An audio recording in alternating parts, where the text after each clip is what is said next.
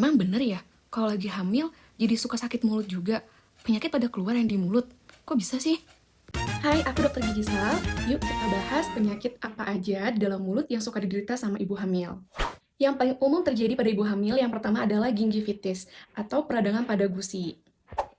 Gingivitis ini sebagian besar dipengaruhi juga oleh adanya perubahan pada hormon, yaitu pada hormon estrogen dan progesteron, di mana mereka ini mengalami peningkatan, sehingga peningkatan estrogen dan progesteron ini menyebabkan terjadinya peningkatan aliran darah pada gusi. Peningkatan aliran darah ini menyebabkan gusi itu jadi lebih sensitif, jadi mudah berdarah. Karena di situ lagi meningkat kan aliran darahnya ke gusi kan. Jadinya suka berdarah dan bengkak.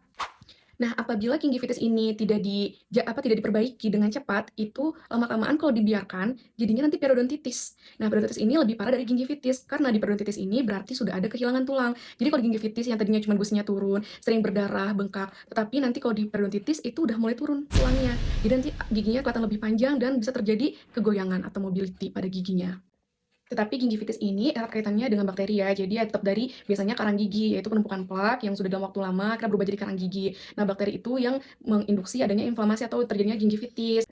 Selanjutnya ada erosi pada gigi. Jadi yang suka giginya sensitif tapi ngerasa nggak ada bolong, itu bisa jadi gigi kamu tuh erosi. Kenapa bisa terjadi erosi di gigi? Nah, erosi ini diakibatkan kalau pada ibu hamil adalah mual-mualnya, muntahnya. Jadi kan kalau pada ibu hamil itu kan banyak ya sering mual, muntah. Nah, itu kan kondisinya asam. Nah, kondisi asam itulah yang mengikis enamel gigi sehingga enamelnya berkurang. Jadinya erosi, akhirnya sensitif, jadi gampang ngilu. Kemudian ada biasa gigi bolong, gigi berlubang atau karies. Nah, ini biasanya karena ibu-ibu waktu lagi hamil itu kan hormonnya lagi berubah-berubah ya. Jadi ada yang lagi suka banget mungkin makanan manis. Jadi lagi seneng banget makan-makan karbohidrat yang manis-manis. Nah, mungkin jadinya oral hygiene-nya juga sikat giginya mungkin nggak terlalu bersih gitu. Nah, itu menyebabkan akhirnya gigi berlubang. Selanjutnya ada serostomia atau mulut kering. Nah, ini juga dipengaruhi bisa sama hormon juga, jadinya berefek pada produksi saliva yang berkurang. Saliva atau kita sebutnya air liur, itu tuh sebenarnya punya kegunaan yang sangat luar biasa di mulut kita. Dia ini adalah pembersih alami mandiri yang tanpa kita suruh, dengan sendirinya dia membersihkan mulut kita, menjaga mulut kita dari kondisi yang tidak normal seperti asam. Jadi dia menyeimbangkan.